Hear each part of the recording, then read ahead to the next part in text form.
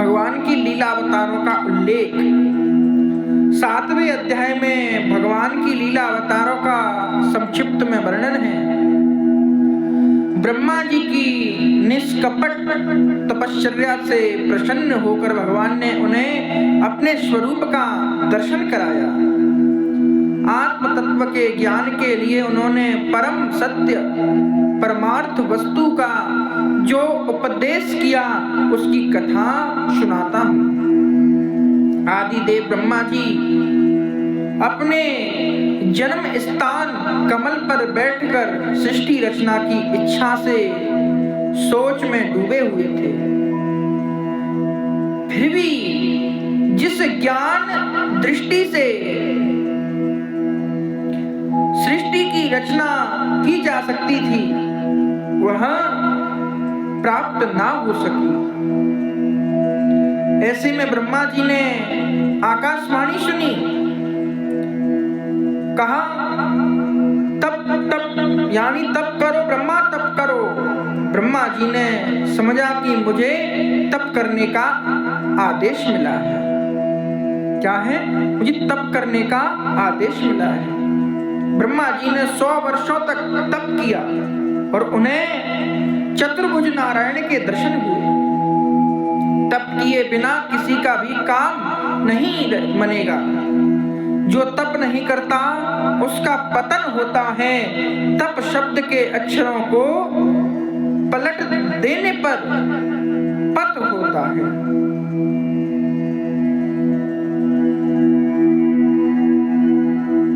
जो तप करता है भगवान उसे निहाल कर देते हैं और जो तप नहीं करता है उसका पतन हो जाता है।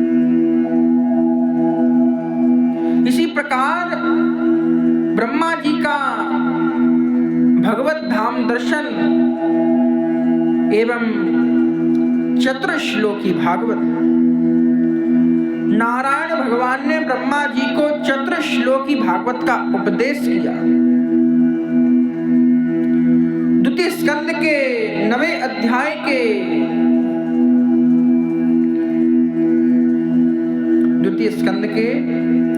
9वें अध्याय के 32 से 34 श्लोक ही चतुर्श्लोकी भागवत है। भगवान आंख में चोनी खेलते हैं। आरंभ में सभी जीव भागवत में निहित थे। भगवान प्रत्येक जीव को खोज खोज कर उसके कर्म अनुसार उसे शरीर देते हैं। फिर कहते हैं कि अब मैं छिप जाता हूं तो मुझे खोज लेना। जब जगत आसक्ति तत्व में नहीं था तब भी मैं था। जब जगत नहीं रहेगा तब भी मैं हूं, मैं रहूंगा। जिस तरह स्वप्न में एक ही अनेक स्वरूप से दिखता है, एक ही अनेक स्वरूप से दिखता है, इसी तरह जगत अवस्था में भी एक ही तत्व है। ऐसा ज्ञानी पुरुष का अनुभव है। आभूषणों के आकार भिन्न भिन्न होने पर भी सभी एक ही प्रकार के स्वर्ण से बने हुए होते हैं। मूल्य भी उस स्वर्ण का ही है।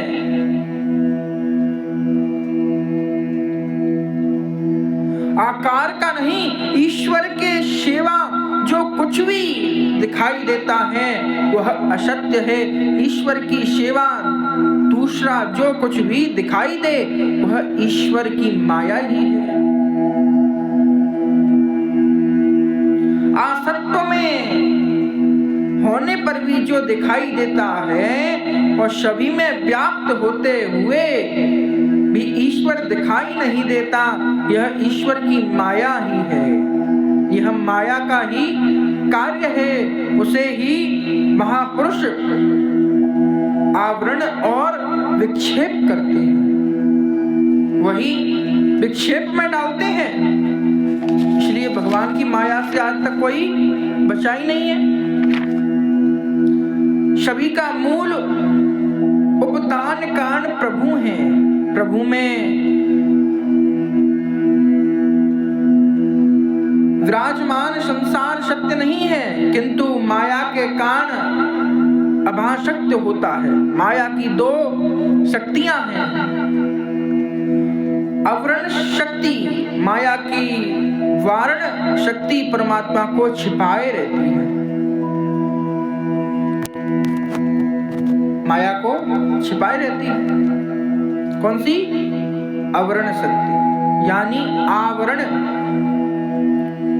जैसे ये पुस्तक है, हमारे मुख्य समक्ष रख दो, ना तो हम आपको देख सकते हैं और ना आप हमको। इसी प्रकार परमात्मा के आगे भी यही पर्दा है। उसमें इतना है फर्क, परमात्मा हमें देख सकते हैं पर हम परमात्मा को नहीं देख सकते। भगवान से प्रेम पूर्वक विनती कर कर अगर ऐसा प्रेम जागृत हुआ तो परमात्मा से विनती के द्वारा माया को उठाकर अपने दर्शन करा सकते हैं। और दूसरी है विक्षेप शक्ति। माया की विक्षेप शक्ति ईश्वर के अधिष्ठान में ही जगत का भास करती है, ईश्वर में जगत का भास कराती है। अंधकार के दृष्टांत द्वारा यह सिद्धांत समझाया गया है, जो नहीं है वह भूल से दिखता है और जो है वह दिखता नहीं है। परमात्मा स्वरूप का विस्मरण ही माया है, अपने स्वरूप की विस्मृति स्वप्न ही है। जो स्वप्न दिखाता है वह देखने वाला सच्चा है, और स्वप्न में एक ही पुरुष दो दिखाई देता है। तत्व का दृष्टि से देखें तो स्वप्न का साक्षी और प्रमाता एक ही है। वह जब जागता है तो उसे विश्वास हो जाता है कि मैं तो घर में सेज पर ही सोया हूँ। स्वप्न का पुरुष विभिन्न है, जगत का ब्रह्म तत्व एक ही है, किंतु माया के कारण अनकृत्य का भास होता है। माया जीवन से लगी हुई है। यह माया जीवन से कब लगी, कहां ना जा सकती, कहां नहीं जा सकता, क्योंकि माया अनादि है। इसका मूल खोजने की जरूरत नहीं है। माया का अर्थ है अज्ञान। ज्ञान कब से शुरू हुआ, यह जानने की क्या जरूरत है। माया जीव से कब से लगी है, इसका विचार ना करो, उसका पार कोई भी नहीं पा सकता। जो भगवान की माया है उसका पार पाने का काम किसका है? समक्ष परमात्मा का। हम जैसे दुष्ट प्राणी कितने भी ज्ञानी हो जाएं, ध्यानी हो जाएं, कितने भी महाविद्वान हो जाएं, तब भी माया को नहीं जान सकते। माया में डाल भी दे, निकाल भी दे, आपको पता नहीं चलेगा माया में थे या नहीं थे। उनकी माया ऐसी विचित्र है, उनकी माया को कोई समझ नहीं सकता। माया द्वारा आपको समाधि में डाल दे और माया द्वारा समाधि से निकाल दे, ये परमात्मा की माया है, इसे कोई समझ नहीं सकता। कब विस्मरण हुआ यह कहा नहीं जा सकता। इसी तरह अज्ञान का कब आरंभ हुआ यह भी नहीं कहा जा सकता। पर अज्ञान का अतिकालीन विनाश करना जरूरी है। अतिकालीन विनाश करना भी बहुत जरूरी है। कपड़ों पर दाग लग जाए तो वह कैसे लगा, किस जगह लगा, कौन सी शाई होगी आदि का विचार करने की अपेक्षा उस दाग को तुरंत दूर करना ही हितवाह है। माया के बारे में सोचते रहने की अपेक्षा माया को दूर करने के लिए परमात्मा की शरण लेना अच्छा है। माया का दर्शन करने की सुदामा की इच्छा होने पर उन्होंने श्री कृष्ण से कहा कि आपकी माया का मैं दर्शन करना चाहता हूँ, वह कैसी होती है? तो श्री कृष्ण ने कहा कि समय आने पर उसका दर्शन कराऊंगा। चलो पहले हम गोमती में स्नान कर लें। वे दोनों गोमती तट पर आए, स्नान करने लगे। भगवान तो स्नान करके पीतांबर पहनने लगे। सुदामा ने गोमती के जल में गोता लगाया।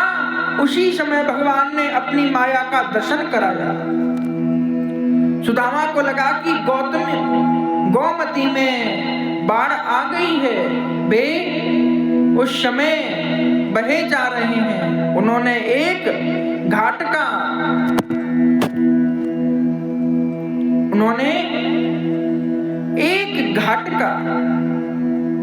आसरा लिया। घूमते फिरते वे एक गांव के पास आए। वहां एक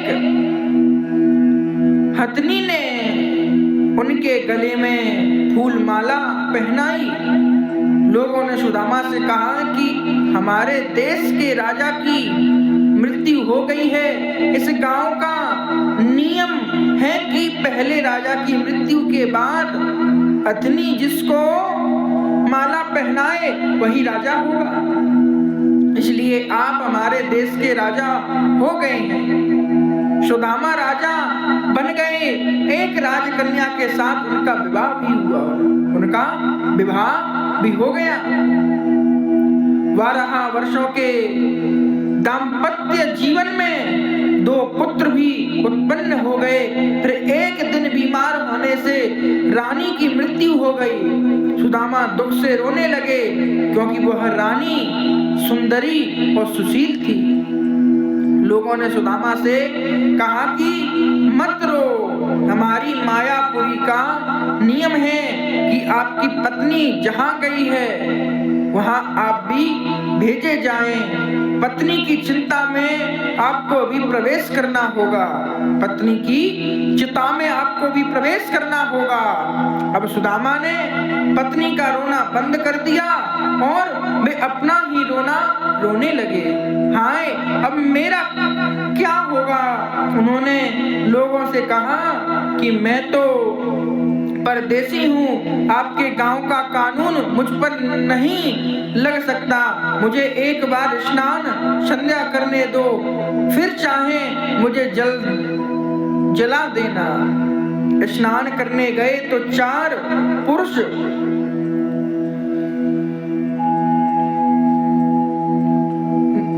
पुरुष निगरानी करने लगे कि सुदामा कहीं भाग ना जाए। सुदामा खूब डर गए। घबराहट के मारे वे परमेश्वर को याद करने लगे। वे रोते हुए नदी से बाहर आए। उस समय भगवान तट पर खड़े पीतांबर पहन रहे थे। भगवान ने पूछा कि तुम क्यों रो रहे हो? सुदामा ने कहा कि वह सब कहां चले गए, यह सब क्या है, मेरी समझ में तो कुछ नहीं आता।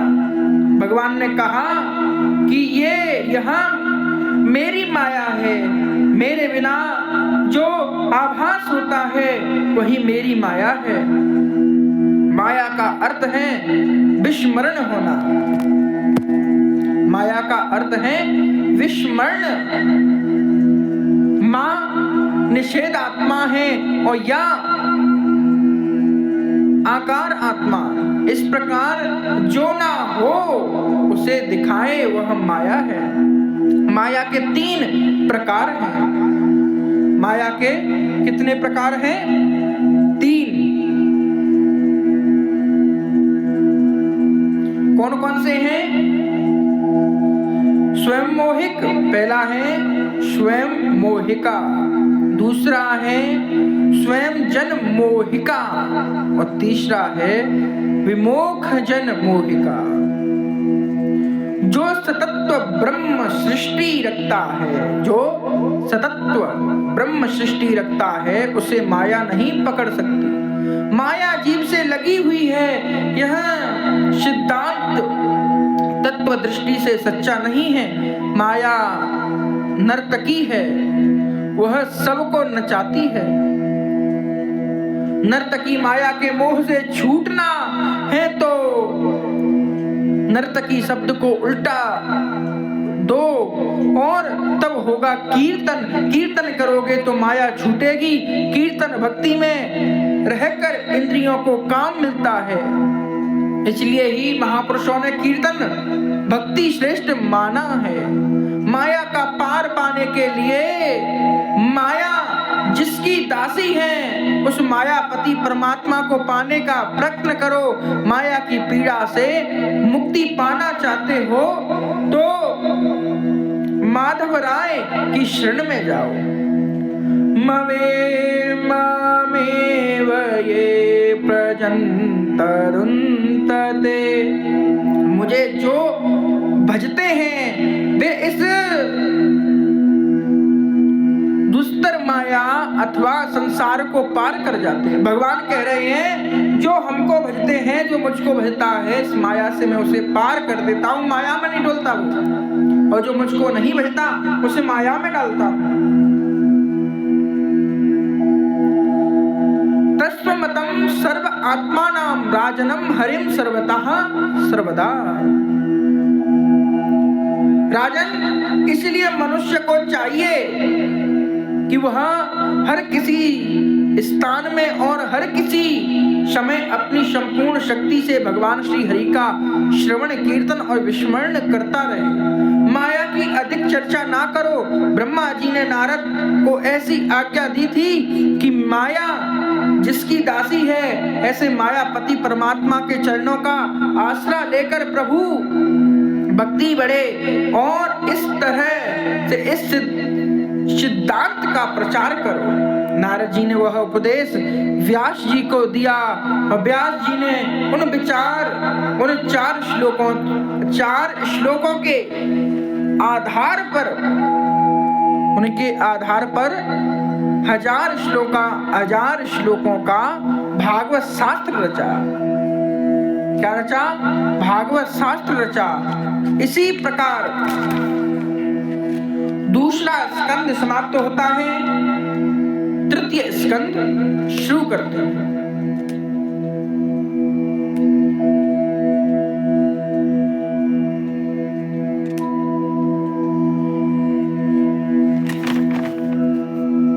इसी प्रकार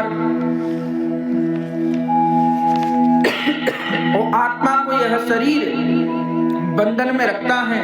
शरीर जड़ है, आत्मा चेतन है, किंतु जड़ चेतन की यह ग्रंथि असत्य है, गलत है।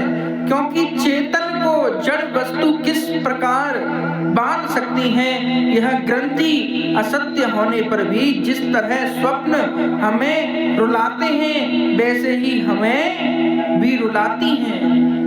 तत्वक दृष्टि से देखें तो हम यह नहीं कह सकते कि जड़ शरीर चेतन आत्मा को बांध कर रख सकता है। चेतन आत्मा को जड़ शरीर बंधन में नहीं रखता। आत्मा शरीर से विभिन्न है, यह बात सभी जानते हैं, किंतु इसका अनुभव बहुत कम लोग कर पाते हैं। सुखदेव जी कहते हैं, राजन, तुम जो प्रश्न करते हो उसे ही प्रश्न विदुर जी ने मैत्रेय जी से पूछे थे। ये विदुर जी ऐसे हैं कि आमंत्रण के बिना भी भगवान उनके घर में आ गए थे। आमंत्रण के बिना भगवान उनके घर में आ गए। इसे आगे विदुर जी एवं उनकी पत्नी सुलभा का भागवत प्रेम, इसे कल श्रवण करेंगे। हरि नाम संकीर्तन और कथा को विराम करते हैं। चलिए भगवान नाम संकीर्तन करते हैं। आइए प्रेम पूर्वक भगवान का नाम लेते हैं। आइए भक्तों, भगवान नाम संकीर्तन करते हैं। आइए।